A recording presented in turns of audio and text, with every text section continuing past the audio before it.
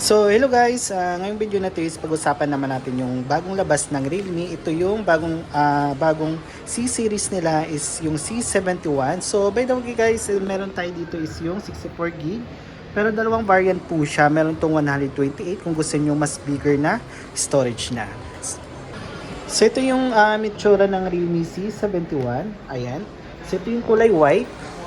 Tapos may isang kulay pa to is yung kulay green. So, yung itsura ng kulay green niya is ganito.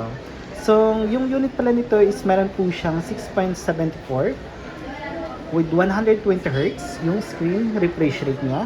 IPS 720p yung pinaka-resolution ng screen nito. So, maganda kasi dito is naka 120Hz na yung pinaka-refresh rate niya. So, mas mabilis. So, yung price pala nito is meron po siyang 5,499 sa 64GB. Tapos meron siyang 6,499 naman kung gusto niyo mas bigger na storage ng C71. So ang naka-highlight pala dito is yung battery. So yung battery kasi nito is meron po siyang 6,300 mAh na battery. Support din siya for 45 watts. So nasa around estimate lang to, nasa mga 50 to 60 minutes lang yung charging speed niya. Fully charged na agad sa pinaka battery nito. So ganun siya kabilis mag-charge kasi 45 watts. So kung normal use lang naman tayo, so meron din siyang mabot din siya ng almost 2 days na paggamit natin dito. So 1 hour, ayun pala, 1 hour per charge. And then kung processor naman na ginamit ito is naka Unisoc T7250 yung pinaka-processor na gamit dito. So yung RAM niya is extended sa 64GB. So meron siyang 4 plus 8. Ayan.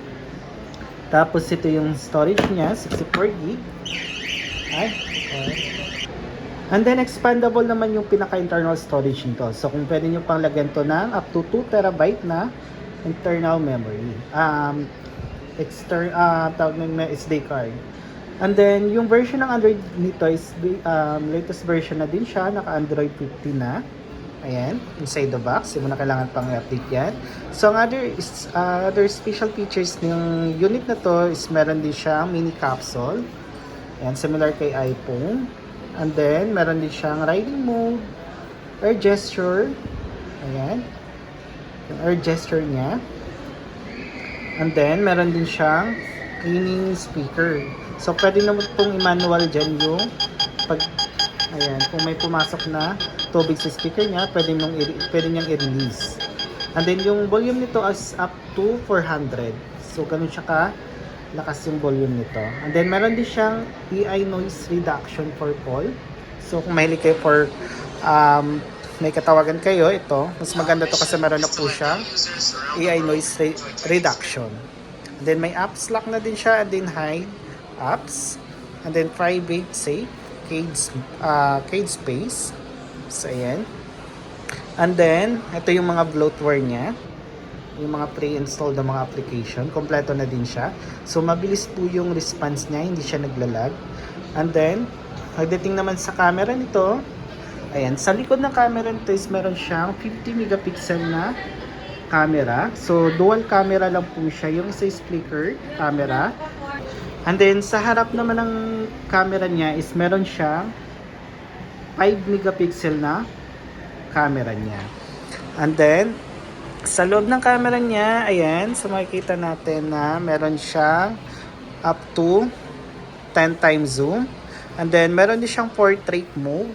And then, meron siyang dual view video na pwede natin gamitin yung harap at saka sa likod na camera. Then pagdating naman sa more, ayan, nakikita natin yung high resolution niya na 50 megapixel and pro mode, and then sticker, and then text scanner, time lapse, meron na din sa kanya. Then sa video naman ito is kaya naman niya mag-shoot for 1080p by 30fps sa resolution ng camera nito. Night mode, meron din siyang night mode, straight mode. So capture natin to. Ayan. So, malinaw po yung camera niya after capture. Ayan. So, yung naman ito, other features ng camera niya. So, meron na po siyang sa ganyang price na around 5,000. Meron na po siyang AI erase.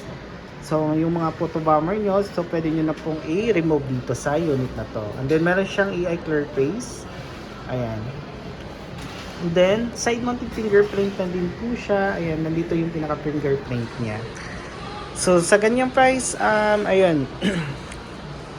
So, around 5,000, naka 6,300 mAh plus 45 watts na kayo. And then, may mga AI features na din siya, 120 Hz.